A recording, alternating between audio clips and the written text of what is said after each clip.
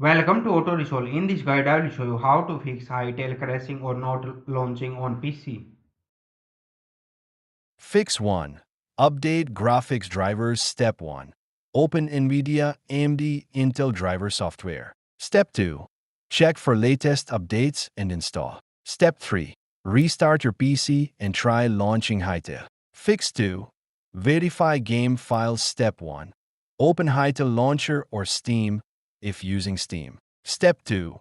Go to Game Settings. Verify integrity of game files. Step 3.